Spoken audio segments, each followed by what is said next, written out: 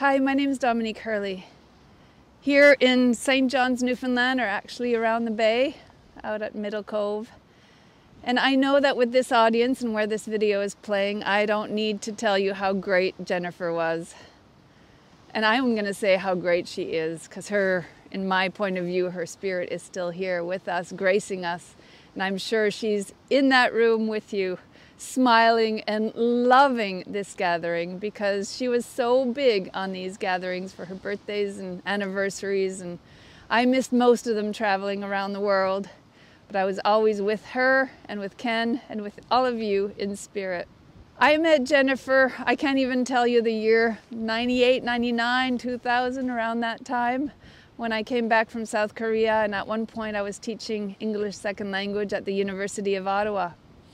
And I was studying photography online, really excited about learning how to use a real camera after years of point and shoot. And one of the projects for my online school that I wanted to do was to photograph people who use their pets in a therapeutic setting. And so I was talking to one of my colleagues about that, and she says, "Have you met Jennifer?" And I said, "No."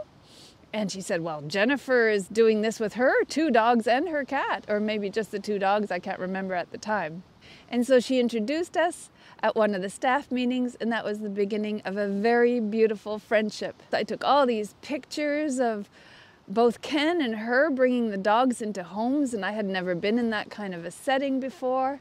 And I just so loved being there and to see Jennifer and how open-hearted she was, not just with her dogs. I mean, she had a special relationship with her dogs, and I believe that was Sunshine and Angel at the time, but also with all of the residents. I mean, what an amazing woman to just pour her love out on people and to see the people responding, not just to the pets, but also to her. So I joined them. I ended up with Cuddles, their cat, and I continued our friendship and continued our visits. I seem to recall a story from before I moved to Newfoundland that Jennifer used to tell, and she's told it a few times, with her love of horses. Oh, she loved horses. She loved animals.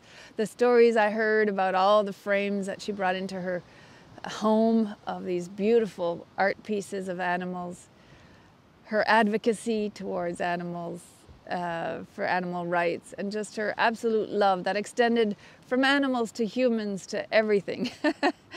And one story she used to tell, though, I think it was in Newfoundland, is that she'd been riding on the cliffs of Newfoundland, maybe somewhere like we are here, and how she almost rode off the cliff, but stopped in time.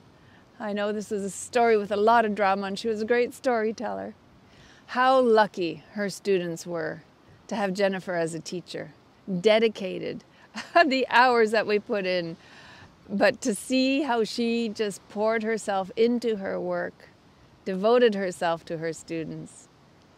They were lucky to have her, and so were we. You know how real Jennifer was, just how authentic, how herself in any situation. And I think that's what I really, truly appreciated. There was no mask, there was no putting things on, there was no topics that we couldn't talk about. Sometimes I'd be shocked, and it was like, that's fine. It was just like, she opened up worlds for me. She opened up my heart, and we did a lot together in terms of just spending time with the dogs, but also one of our favorite hobbies was watching movies together.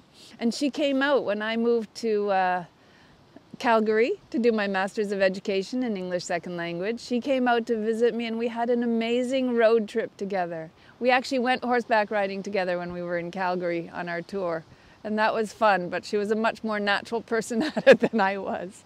And so lots of happy memories. Thanks, Jen. She was easy to smile, easy to laughter, which, you know, nobody can get enough of that in one's life, of just being with someone who brings up that laughter, those smiles, that open-hearted conversations.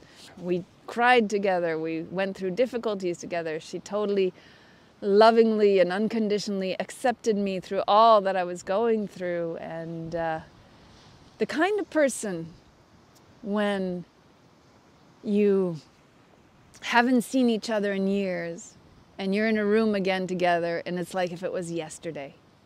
Well, that's how it feels, and that's actually how it feels right now talking about her. I can feel her presence nearby. It's like she was never away. And I know that in her last years, I visited her. She wasn't how we knew her, but she was still Jennifer. For someone to go through what she went through with early onset Alzheimer's and still be smiling and laughing and bringing cheer, that just reflects that it was truly, truly, truly authentic. Jennifer, thank you. You have made a huge difference in my life, and I know that you've made a difference in the lives of everyone that's watching this now. And thank you, Ken. Our continued friendship matters to me. I'm glad I was there right after she transitioned to be able to walk with you a few times while I was in Ottawa visiting my dad.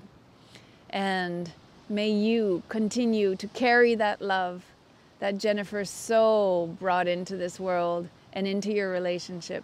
And may you share that with the world in any way that you feel moved. She will always be a part of all that is here, and certainly a part of my heart forever. Thank you, Jennifer. Thank you, Ken. Love you.